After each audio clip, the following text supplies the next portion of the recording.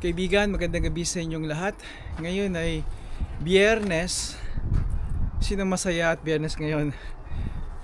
Sigurado doon sa mga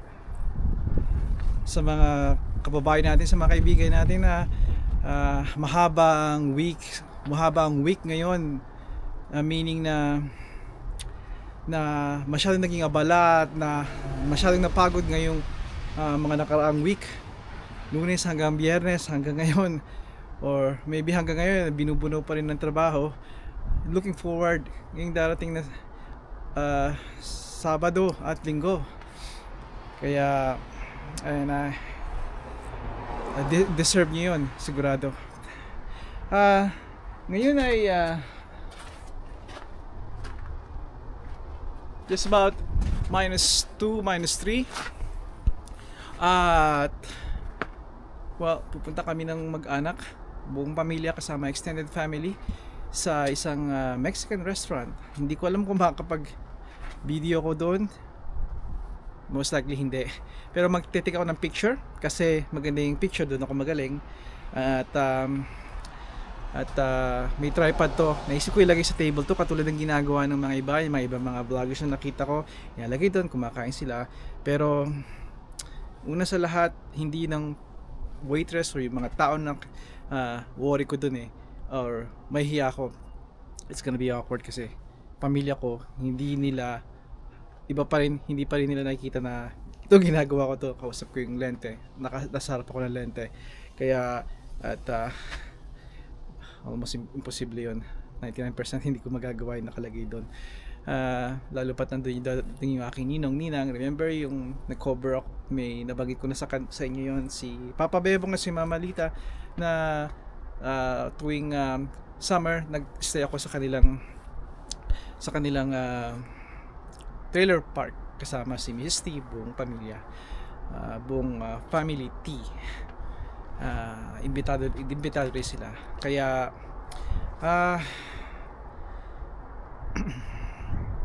it's gonna be a good dinner. It's gonna be a good night, a very good very good evening with the family and friends. Special ang araw na to dahil special to, kaya gusto ko lang i-dokumento.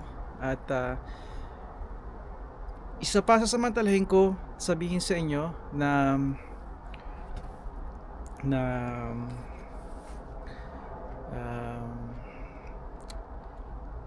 meron akong mga tinatawag na tenga, mga nakatenga, mga video. Siguro pumapalo na ng isang dosen, hindi naman isang dosen, mga 10.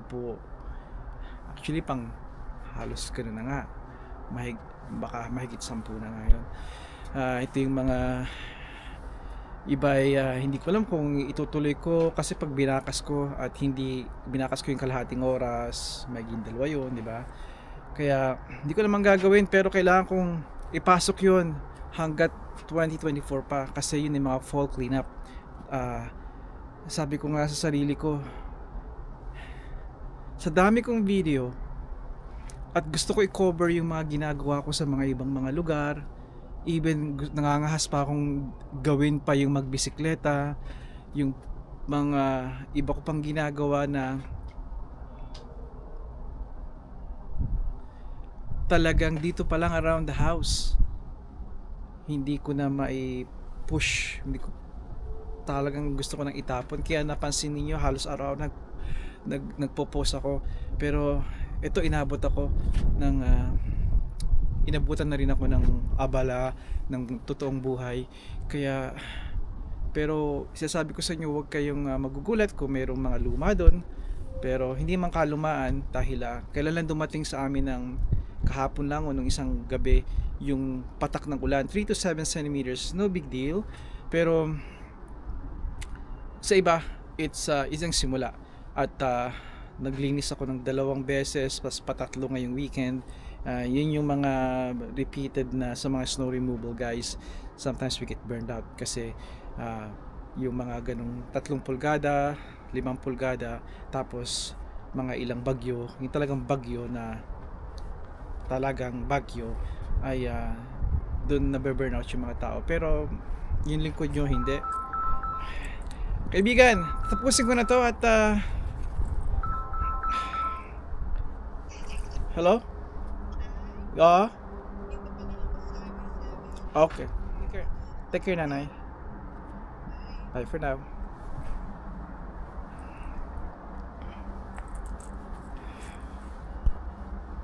At yan ang isa sa mga aaralin ko talaga kung paano ko gumawa ng video na focus kung ano yung topic. I'm all over the place as usual. Like ko sabi, nag-improve ako. I think nag-improve ako. Tapos lalayo ako at babalik sa dati. Hey, sabi nga nila yung matandang aso minsan mahirap pa turuan. Kung hindi man natututo, hindi na marunong ng bagong trick mahirap matuto. Kaya darating tayo doon, I believe. So sa special lang okasyon na to, sinuot ko yung aking remember yung aking kinuhang jacket na Sherpa-lined sa mall. Ito yon, and it's very warm. Sinasabi ko sa inyo, this is very warm, tamang layer. At ito feels like parang hug na hug ako ng jacket na to. Ay, natutuwa ako. At mahaba to, long din yung tabas niya, di ba? Yung sabi ko sa inyo, typically sa mga Amerikana yon, yung suit. Sa mga lalaki, there's regular, there's short, regular, at tall. At ito'y tall. Of course nito suit, pero parang tabas nga ng suit, kaya natutuwa ako. At alam niyo naman, I'm a Carhartt guy. At sabi nga ng anak ko, Dad, influencer ka na. Sabi ko, yeah, influencer ako, I'll try to influence them. This is a good quality at na damit. At yes, may kamahalan ito, pero hindi super kamahalan. At kung makukuha nyo ito, ay tatagal talaga sa inyo kung alagaan nyo na mabuti at magsisilbi sa inyo. I'm a Carhartt guy for many years at subok na talaga ang kanilang tela, although you still have to do some research dahil yung iba ay hindi ako pabor. Alright? Kaya kung gusto niyo, pwede kayo magtanong sa akin and I could recommend. Especially ito ay hindi sa akin hindi pang passionista, kundi pang trabaho at pang talagang is meant para sa weather ng Canada. Kaibigan, tatapusin ko na to at sana I wish you a great weekend, happy weekend sa inyong lahat. At magkikita muli tayo hanggang sa muli, kaibigan. Padayon.